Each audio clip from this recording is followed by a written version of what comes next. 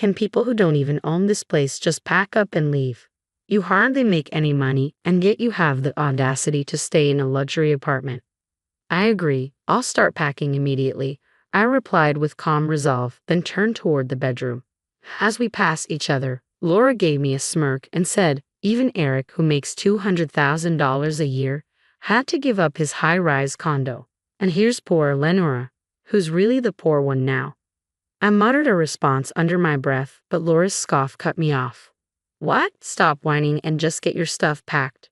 With her words echoing in my ears, I silently gathered my belongings. I then placed a suitcase full of their things in front of Eric. I've packed everything. Both of you need to leave the apartment now. The story flashes back to my student days. My name is Lenora, and I grew up in a family of 4 with my younger sister Laura, our parents, and me. From a young age, Laura and I were polar opposites in both appearance and personality. I was tall and reserved, while Laura was petite and effortlessly charming. My parents showered Laura with adoration, and she grew up believing that being the center of attention was the norm. Despite my superior grades, Laura always found ways to outshine me in other areas. Whenever my academic achievements were acknowledged, Laura would immediately redirect the conversation to her own popularity. Who cares about grades? Listen to this. I've been cast as the lead in the school play for the cultural festival. Everyone recommended me. My parents' eyes lit up with interest. Wow, that's fantastic. Way to go, Laura. You've always been so loved by everyone. Good communication skills are more important than studying these days, don't you think? Lenora, do you even have friends? You're always buried in books, even in middle school. Even though my parents showered me with their love, Laura seemed to take it for granted. Lenora, what would you like for your upcoming birthday? My mom asked. I'd like a winter coat, I replied. All right, we'll go shopping for it soon. As soon as Laura heard this, she chimed in. I'd like a coat for my birthday next month too. Really? Well, let's go shopping together then, Mom agreed. When the shopping trip came around, it revolved entirely around Laura's preferences. I want to shop here, she declared, pointing to a store with designs that were far too cute for my taste. I was hoping for something a bit more subdued, I suggested, trying to redirect. Oh, come on, it's too much of a hassle to visit multiple stores. Just pick something from here, Laura said, pulling me toward a rack. Lenora, try this one on, she said, holding up a coat she had picked out. I think it'll look great on you. I'm not really into it, I protested. Just try it on, it'll look good, trust me. Reluctantly, I ended up buying the coat, despite not liking the design. On our way home, Laura leaned in and whispered, I'm glad you bought it, but that coat might not suit your plain looks. Even someone like me managed to get a boyfriend in high school. As we walked, someone approached and asked, Hey Lenora, is it true you're dating the baseball team's co-captain? Yeah, I guess, I replied, a bit taken aback.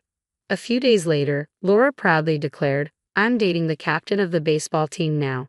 Oh really? So, your boyfriend is the captain, and mine is just the co-captain. I guess that means I win, Laura said with a smirk. Sure, you do, I replied, trying to sound indifferent. Laura always seemed to be in competition with me, but it didn't really bother me. Despite my nonchalance, Laura's underlying hostility never faded. After I graduated from college and started working at an IT firm, Laura landed a receptionist position at a prestigious company. 2 years later, she boasted, my company is far more renowned than yours, Lenora. Even the recruiters recognize it. I'll have my pick of highly educated, high-earning men. I'm planning to marry rich and quit working. Laura spoke with an air of triumph, as if her main goal was not just to work but to secure a wealthy husband. At her company, Laura dated various men both within and outside of work, eagerly updating me on each new relationship.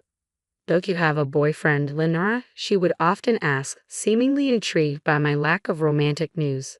I find my job fascinating right now, so I'm not too worried about having a boyfriend, I replied. Laura laughed sarcastically. That's such a cliched excuse. Lenora, with your small company, you'll never meet a decent guy. But a year later, I met Eric, and our relationship progressed swiftly. We got engaged, and when I introduced Eric to my family, Laura was taken aback. Lenora, didn't you say you didn't need a boyfriend? She asked, surprised. At the time, I really felt that way, I explained. Eric quickly stepped in to deflect the attention. Laura, love is unpredictable, you know. I'm sure a charming girl like you gets what I mean. Laura blushed at Eric's charming smile. Yes, she stammered. Then she leaned in to whisper to me, Lenora, where did you find such a handsome guy? Is he from your company? No, we don't work at the same place, I replied. I figured. There's no way someone like him would come from your company. Is he from a big name firm? His charm makes me think he's connected to some global enterprise. Laura seemed to take my vague answer as confirmation that Eric was from a prestigious company.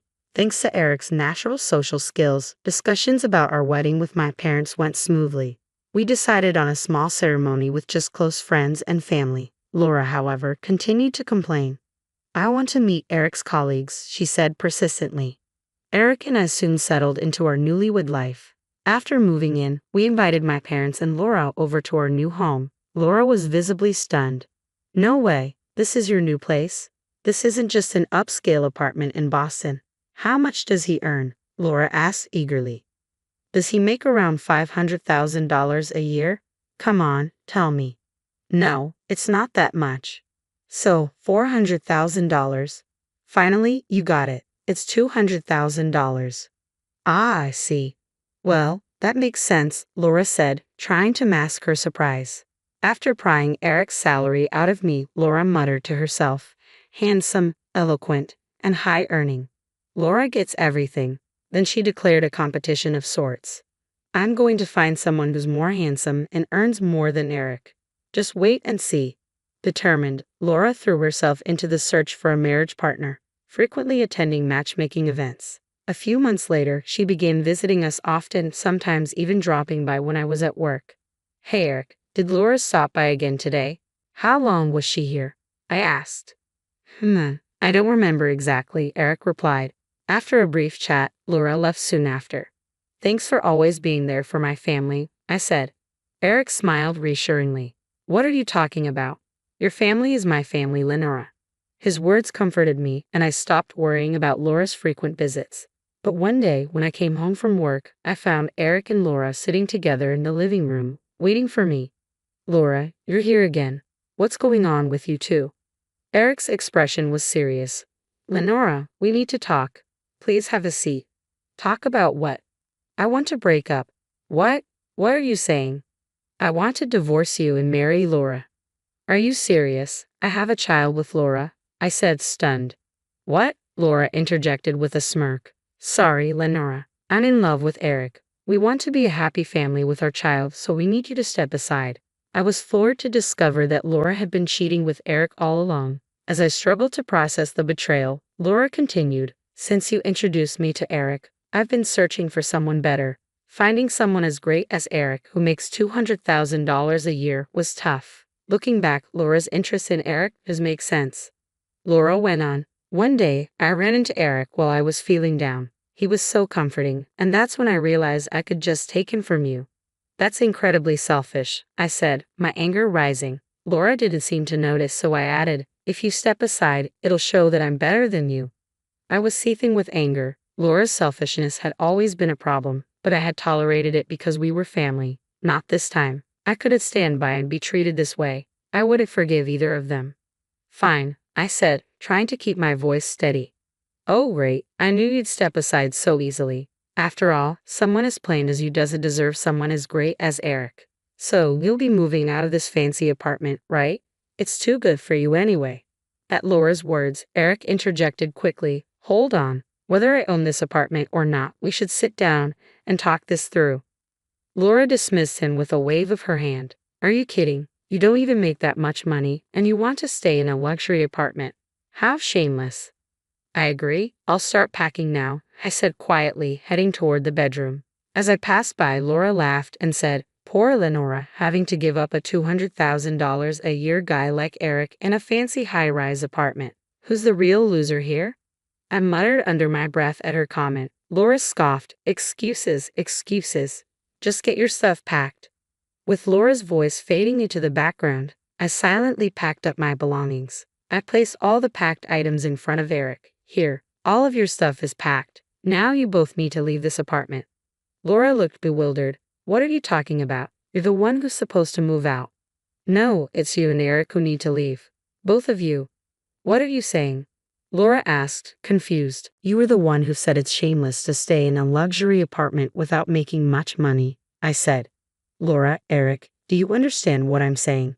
Could you explain it to Laura here? Eric spoke so softly it was almost a whisper. This apartment isn't mine. What do you mean? I didn't buy this apartment. Lenora did, so it's in her name. Laura's face twisted in confusion. Why would you put it in Lenora's name? Eric should be the owner, since he makes more. Eric's voice grew even quieter. Actually, my income is less than Lenora's. What? But you make $200,000 a year. That $200,000 is Lenora's salary, not mine, Eric clarified. You're lying, Laura exclaimed. It seemed Laura was starting to grasp the situation. I continued, our household income is around $200,000, but most of that comes from me. After landing a job in IT and running a successful app business, my income grew significantly. That's when I met Eric. I started dating him because his cheerful personality was a welcome break from my hectic workdays. I expected that once we got married, he'd give up his part-time job. But as my income increased, Eric's work ethic diminished. By the time I finished explaining, Laura's face had drained of color. Wait, Eric has a job, right? He's not unemployed? He's essentially unemployed, I said. I stayed with him because he provided emotional support when I was busy, but he's just a man of empty promises who's been depleting our savings.